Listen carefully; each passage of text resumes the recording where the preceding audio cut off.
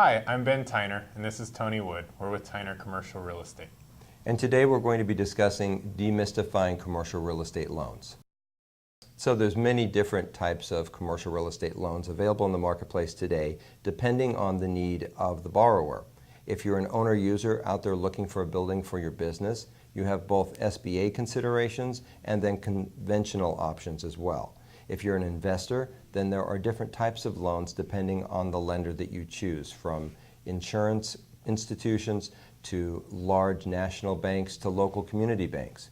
Recently, I had an investor who was very well qualified, over 800 credit score, which is astounding, 50% down, and we still could not finance the property through many of the traditional lenders because of the fact that he was retired. And despite the fact that we had a national credit tenant on the property, we had to go to his local bank, which he had banked with for over 20 years, to get the financing necessary for that transaction. Your relationship with your local bank can be very important, especially if you're an owner-user or a small investor. This is a classic example of a local bank who knows you are worth the risk. At the end of the day, you may pay slightly higher rates for a local bank, but you have a good relationship. So there's a lot of different elements that lenders look at, whether it's a local bank or a national bank. Call them boxes that you have to check off, and if you don't check off all those boxes or the majority of those boxes, you're probably not going to get your loan. Areas such as the borrower's credit, tenant creditworthiness, the location of the property, the quality of the property, these are all things that are taken into consideration when a lender is underwriting a loan.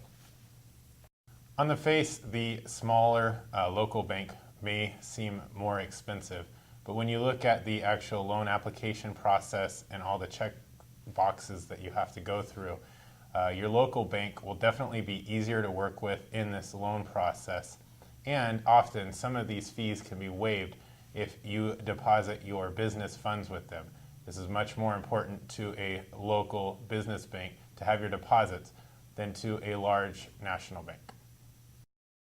So either way, whether you're working with a bank you have an existing relationship with, or you're seeking out local lenders to work with you on your acquisition or refinance, or you've got a reason to go with larger lenders such as an investment property or something like that, it's very important to be prepared ahead of time. So be prepared with your financials, understand they're going to be running credit, and if you've got a property where there's tenants, have those rent rolls, income and expense numbers ready to go, especially if you're looking at a property to purchase as an owner-user or an investment, that you have the time invested ahead of time. So as you're shopping and looking for property, you've got some sort of pre-qualification letter available to you to utilize when you submit your offers.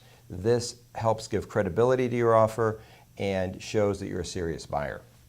And remember, the first rate that you're offered is not always the best. Definitely. You want to shop around. Again, it depends on what you're doing, where your options lie. But it's, in many cases, whether it's an SBA loan or an owner-user financing, even investments, you can shop both local banks and the nationals. And you'll find that there's going to be a wide disparity of rates, but rate isn't all there is. No. There's amortization schedule. How long is it fixed for? 5, 10, 15, 20 years? Is it fully amortized over 20 years? Fixed for 10? Is many, many different variables. And a lot of people are like, I got 4%, well, it's due in 5 years, so now what? Another thing to remember is your loan officer or your loan rep is going to be a big support to you through the process. So choose someone you're comfortable with and feel you can really work with them. There's a lot of intimate information that you're going to be sharing with them, and you need to be comfortable with them, and they have to be willing to communicate with you and educate you through the process. If you don't feel comfortable with them, you should not be using them to get a loan of any kind, because you're going to need to rely on them through the process. A good loan officer will help you through the process and in the details that you're not certain about. If you've done it many times before and you've got a lender or two that you work with regularly, this probably isn't a problem. But if you're buying your first building or maybe you've been an owner user before, but now you're buying an investment property, you're really going to want the advice of that professional to help you maneuver your way through the different hoops that you have to jump through to be successful in the process. There's kind of a joke in the business that commercial real estate loans are easy to get as long as you don't need one. And so you want to work with someone who's willing to empower you to get what you need. Like just about anything in this business, again, the relationships matter. Thanks for watching. Submit your questions below or subscribe below for our future videos. Thanks.